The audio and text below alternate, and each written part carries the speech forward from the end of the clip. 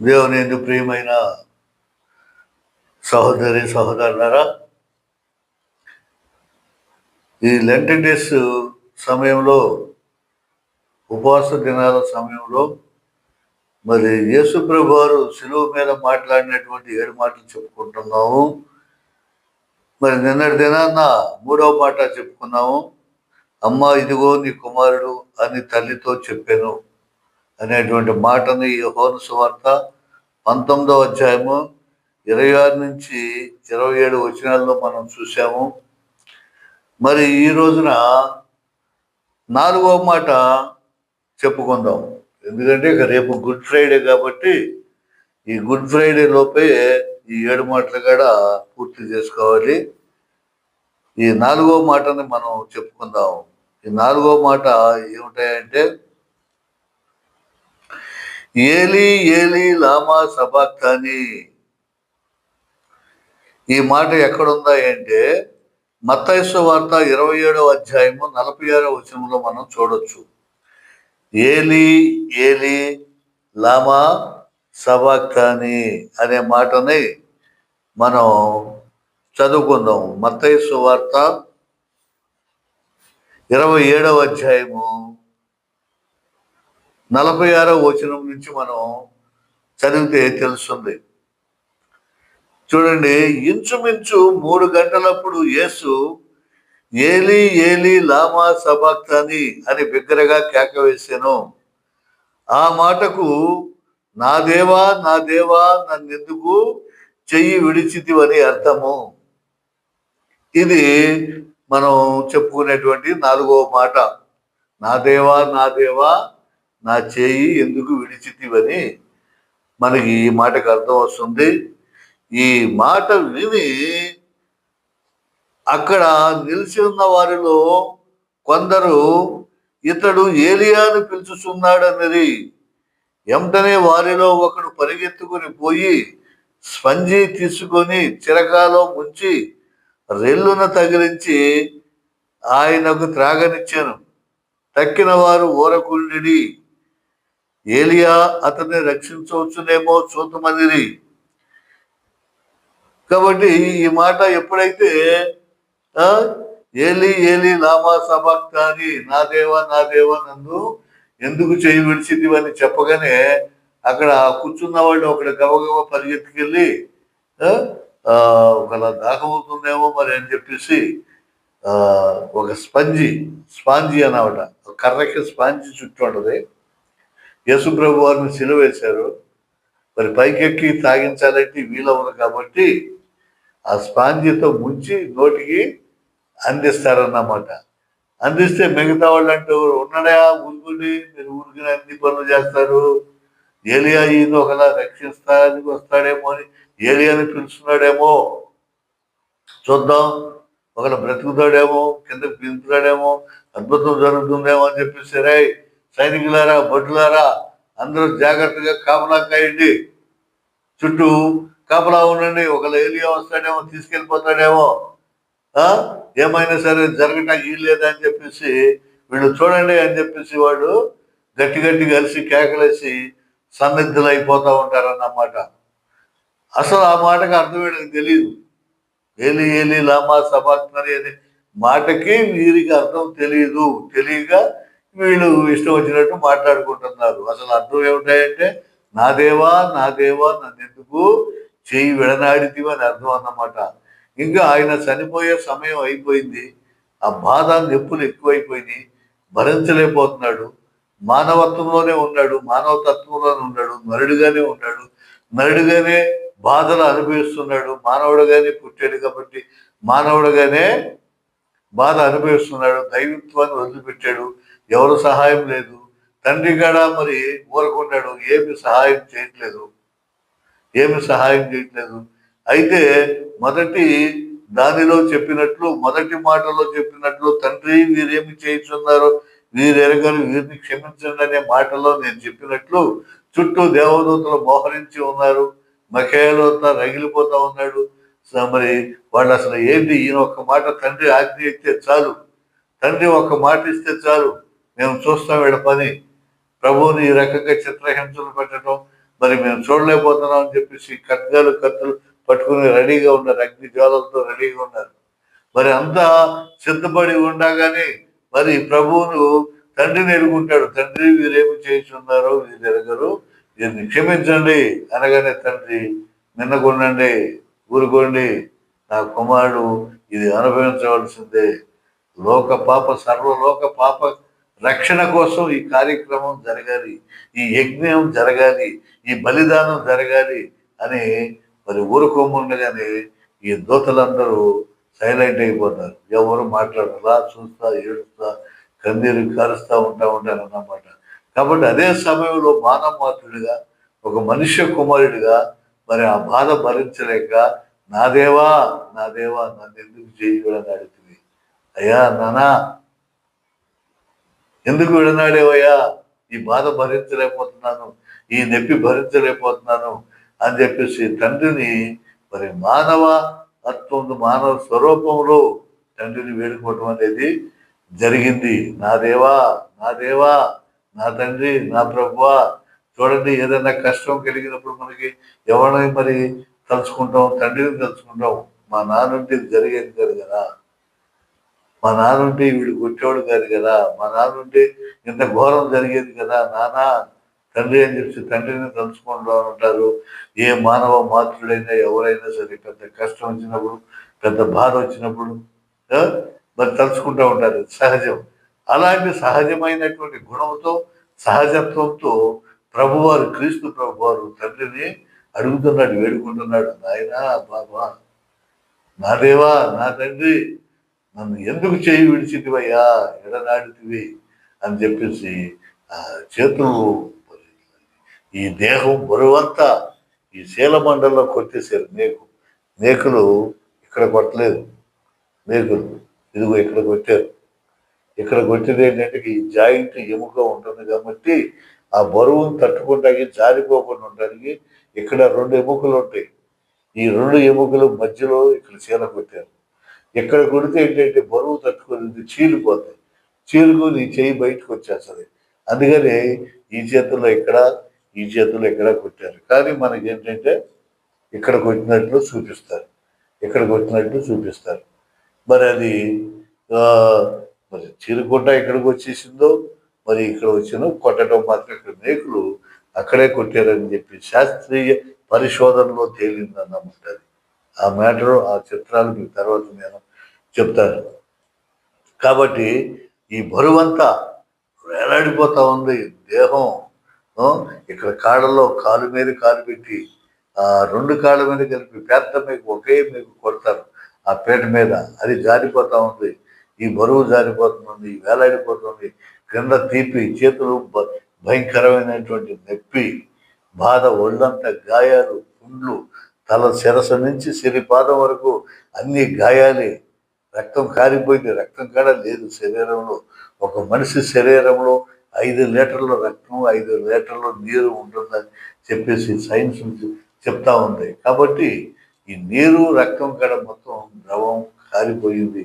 బాధ, పోటు, పుండు. ఇక ఈ మానవత్వంతో మానవుడుగా ప్రభు దేవుడు, నా దేవా నన్నెందుకు చేయి విడనాడితివయ్యా, నా తండ్రి, ఏలి లామా సబక్తాని, నా దేవా నన్ను ఎలా చేయి విడనాడితివి అని చెప్పేసి ప్రభువు అక్కడ కేకేసి గట్టిగా అరిచేసరికి వాడల్లో ఒకడు లేచి అయ్యో అని చెప్పేసి పాపం నీళ్ళన్న యుద్ధం దాహం అవుతుందేమో, లామా సబక్తాని, లామా నీళ్ళేమో, మంచినీళ్ళు అడుగుతున్నాడు అని చెప్పేసి గబగబా ఒక స్పాంజీ ఉంటే కట్టి చిరక, చేదు చిరక, అది చేదు చిరక. ఎలాంటిది? చేదు. నీళ్ళు గడ కాదు, అవి చేదుతో కలిపినటువంటి రసం. ఆ రసాన్ని స్పాంజిలో ముంచి నోటికి అందిస్తాయినా తాగడం గడ తాగడం. కాబట్టి ఈ చేదు అనేది చెడ్డతనానికి గుర్తు, పాపానికి గుర్తు. అవి గడ రుచి చూసాడు ఆయన. ఈ పాపమంతా గడ మింగేశాడు, నోటితో అలా సప్పడిస్తాడు, చేస్తాడు. మరి మనం చేసినటువంటి ఈ పాపాలు, ఈ పాప కార్యాలు, ఈ శాప కార్యాలు, సైతాను మనకి విధించినటువంటి ఇవన్నిటిని కూడా ఆయన మరి ఆ సిలువలోనే భరించి ఆ చేరు చిలక ద్వారా ఈయన ఆస్వాదించి మరి తండ్రికి అప్పగిస్తాడు. మరి వీళ్ళేమనుకుంటారు, ఏలి ఏలి అంటే ఒక ఏలియా వస్తాడేమో, ఏలియా ఆత్మగాడ ఉందేమో ఇక్కడ, ఆయన వచ్చి కాపాడుతాడు. ఏలి అంటే ప్రవక్త, పెద్ద ప్రవక్త, గొప్ప ప్రవక్త, ఎంతో మందిని బ్రతికించినటువంటి వాడు, ఎన్నో అద్భుతాలు చేసినటువంటి వాడు. మరి అలాంటి ప్రవక్త వచ్చి తీసుకెళ్తాడేమో చూద్దాం, దేవుని కుమారుడు అంటున్నాడు కదా అని చెప్పేసి వీళ్ళు హేళన చేసుకుంటూ చూస్తున్నారు. దారి పోయేవాడు కూడా హేళనగా నవ్వుతూ, ఈయన 3 రోజుల్లో దేవాలయం పడుకుంటానన్నది, మరి ఇప్పుడు పడుకోవచ్చుగా, లేపచ్చుగా, ఎంతో మందిని కాపాడేటట్టు కదా, మరి ఈయన కాపాడుకోకపోతున్నాడు ఏంటి అని చెప్పి వేళనగా నవ్వుకుంటూ వెళ్ళిపోయేవాడు, చేసేవాడు. ఆ రకంగా అంటే వాళ్ళు చేయటం కాదు, సైతానులు వాళ్ళలో దూరేసినాయి, చీకటి శక్తులు దూరేసినాయి, వాళ్ళతో అట్ట పలికిస్తుంది. ఏంటి బతుకు ఎట్లా వేయాలంటున్నాడు, ఎంతమందిని బతికించారన్నాడు, అంతమందిని బతికించారన్నాడు. కుంటివాడికి మరి కాళ్ళు వచ్చినాయి అన్నారు, గుండి వారికి చూపు వచ్చింది అన్నారు, ఏమిటి అని చెప్పి రకరకాలుగా అనుకుంటూ వెళ్తున్నారు. కానీ ప్రభు ఇవన్నీ కూడా వింటూ ఓపికతో మరి భరిస్తూ ఉన్నాడు అన్నమాట.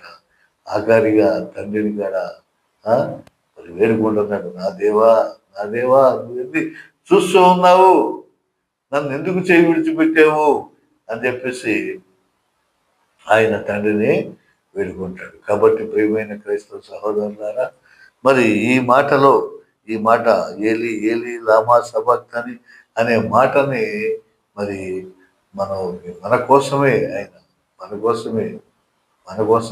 ప్రభుకి తండ్రికి సమర్పించుకున్నాడు. చేయి విడవద్దు, నా బిడ్డల్ని చేయి విడవద్దు. కాబట్టి నువ్వు భరించే శక్తిని వాళ్ళక్కడ దయచేయ్యా, ఎంత కష్టం వచ్చినా ఎంత బాధ వచ్చినా భరించే శక్తిని నాకులాగని వారికి కూడా దయచేయవా అని చెప్పేసి చెప్పడానికి మరి మనం దాన్ని గుర్తుగా తీసుకోవాలి, గుర్తుంచుకోవాలి, మాట్లాడుకోవాలి. కాబట్టి ఈ 7 మాటల్లో ఈ 4వ మాట కూడా చాలా ప్రాధాన్యతను సంతరించుకున్నది. ఎంత బాధ వచ్చినా ఎంత కష్టం వచ్చినా దేవుణ్ణి తిట్టకూడదు, దూషించకూడదు. మరి యోబుకి ఎన్ని కష్టాలు వస్తాయి, ఎన్ని కష్టాలు వస్తే మరి దేవుణ్ణి మరి యోబు ఏమన్నా దూషించాడా? లేదు. భార్య అంటది, ఎందుగా ఏ కష్టం నీకు, ఇంకా దేవుడు అంటాడు. దేవుడిని తిట్టి యువతలకు వచ్చేయరాదా, దూషించి యువతలకు వచ్చేయరాదా, దేనికి నీకు ఈ బాధ అని చెప్పి సైతాను యోబు భార్యలో దూరి మరి ఆ యోబు భార్యతో కూడా అనిపిస్తుంది, పిరికి మందు పోయిస్తుంది. తిరిగి మందుకు వస్తే ఏమేముంటాడు, పిచ్చిదనా, మూర్ఖురాల్లాగా నువ్వు మాట్లాడుతున్నావే, మనం పుట్టినప్పుడు ఇవన్నీ తీసుకొచ్చావా, పోయేటప్పుడు ఇవన్నీ తీసుకెళ్ళిపోతావా, దేవుడే ఇచ్చాడు, దేవుడే తీసుకుంటాడు. దాని బాధ ఏముంది, మనం సంపాదించావా, దేవుడు లేకుండా ఇవన్నీ కలిగినాయా, నాకు మూర్ఖురాల్లాగా మాట్లాడమాక అని చెప్పేసి భార్యను తిడతాడు, నిరుత్సాహపడుతున్నటువంటి స్నేహితులు తిడతాడు. మరి ఎన్ని చేసి దృఢంగా ఉన్నాడు. అంత నమ్మకం ఉంది కాబట్టి తండ్రి అయిన యెహోవా దేవుడు సైతానుతో భూలోకంలో మరి నా భక్తుడు ఉన్నాడు తెలుసా, అంటే నువ్వు సమస్తం ఆయనకి ఇస్తున్నావా, అన్ని తీసే ఒకసారి నేను తిట్టి అవతలకి వెళ్ళిపోతాడు అంటే, సరే నీ చిత్తం అని ఎందుకన్నాడు. అంత నమ్మకం ఉంది ఏమో మీద, అంత గ్యారెంటీ ఉంది, దేవుడే గ్యారెంటీ ఇచ్చాడు సైతాన్తో, చెయ్యి నీ ఇష్టం వచ్చిన పని చెయ్యి, కానీ ప్రాణం తీసే అధికారం నీకు లేదు అని చెప్పేసి అక్కడ సైతానికి మరి సెలవు ఎత్తడం మనం చూస్తాం.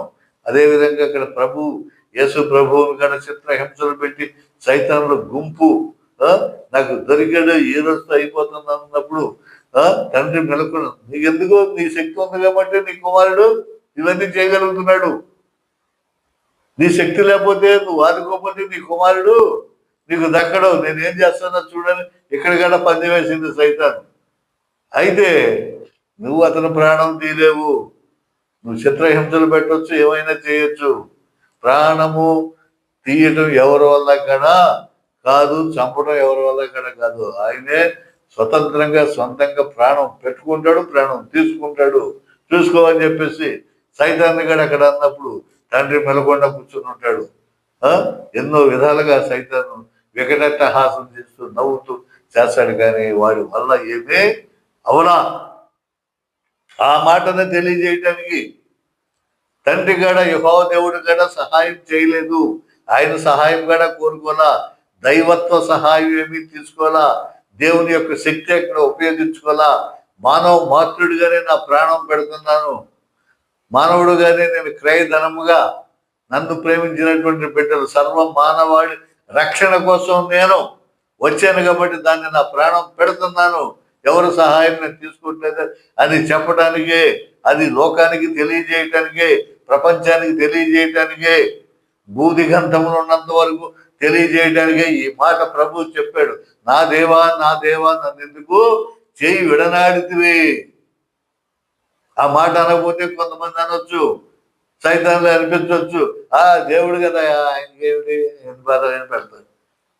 ఆయన దేవుడు కాబట్టి శిలువ మరణం అనుభవించాడు చేశాడు అని అంటారు. కాబట్టి ఆ మాట ఇక్కడ లేకోకుండా ఒక మానవుడుగానే మరి బాధను అనుభవించి తన ప్రాణాన్ని పెడుతున్నట్లు లోకానికి తెలియటానికి ఈ మాట అన్నాడు. నా దేవా నా దేవా నన్నెందుకు చేయి విడనాడితివి, ఏలీ ఏలీ లామా సబాక్తాని అనే మాట అర్థం వచ్చినట్లు, ప్రపంచానికి లోకానికి తెలిసేటట్లు, అటు సైతాను గుంపు కూడా తెలిసేటట్లు అన్నాడు. నా తండ్రి కూడా పూనుకోలేదు, ఆయన సహాయం కూడా నాకు లేదు, అక్కర్లేదు. అక్కడ యోబు ఎలా అన్నాడో, యోబు విషయంలో ఎలా పలికాడో, యోబు విషయంలో అన్నాడు, నా భక్తుడు చూడు, ప్రాణం తప్ప నీకు సమస్తం అప్పు చెప్తున్నాను. చూడండి, చేయగలిగాడా సైతాను? ఏమి చేయలా. మరి యోబు మరి దేవుని యొక్క నమ్మకాన్ని మరి నిజం చేశాడు. అంతకంతగా 200 400 మరి తర్వాత ప్రతిఫలాన్ని దేవుడి చేత బహుమానాన్ని పొందుతాడు. ప్రేమైన క్రైస్తవ సహోదరులారా, ఆనాడు మరి ఆదాము చేసినటువంటి, అవ్వమ్మ చేసినటువంటి ఆ చిన్న తప్పిదానికి మరి ప్రభువే, ఆ దేవాది దేవుడే వచ్చి మరి ఆ తప్పును తీసివేయవలసి వచ్చింది, ఆ పాపాన్ని కొట్టిపడేయవలసి వచ్చింది. దేవుడు చేశాడు ఎంతో సుందరంగా, ప్రపంచాన్ని తయారు చేశాడు. సూర్యచంద్ర నక్షత్రాదులు, పర్వతాలు, మరి సముద్రాలు, నదులు, సమస్త జీవరాశిని తయారు చేసి ఆదాము చేతికి అప్పచెప్పాడు. తన పోలికలు మొట్టమొదటి బిడ్డగా తన స్వరూపంలో ఆదాముని చేసుకున్నాడు. చేసుకుని గబుక్కుని ఒక మాట అన్నాడు, ఆ పండు తినొద్దా. అసలు ఆ మాట అనబోతే ఈ పాపం వచ్చేది కాదు. ఆ పరీక్ష పెట్టబోతే ఈ పాపం వచ్చేదే కాదు. ఈ సైతాను గుంపుకి అవకాశం కలిగేది కాదు. కాబట్టి ఆయనే అన్నాడు కాబట్టి మరి ఆయనే ఆ శిక్ష తీసివేయటానికి మరి ఆదాము యొక్క చేసినటువంటి తప్పుని రెండవ ఆదాములాగా క్రీస్తు ప్రభువుని పంపిస్తాడు. రెండవ ఆదాములాగా శరీరధారి మళ్ళీ క్రీస్తు ప్రభు వచ్చాడు. ఈ పాపాన్ని కడిగివేయటానికి, తీసివేయటానికి, ఎవరు సహాయం లేకోకుండా తను ఒక్కడే భరించడానికి, చేయడానికి వచ్చి ఈ మాట అన్నాడు, ఏలీ ఏలీ లామా సబక్తాని, నా దేవా నా దేవా నన్నెందుకు చేయి విడనాడితు అని చెప్పేసి మాట లోకానికి తెలియజేయటానికి ఈ మాట పలికినట్టు మనం అర్థం చేసుకోవాలి. హల్లెలూయా హల్లెలూయా హల్లెలూయా.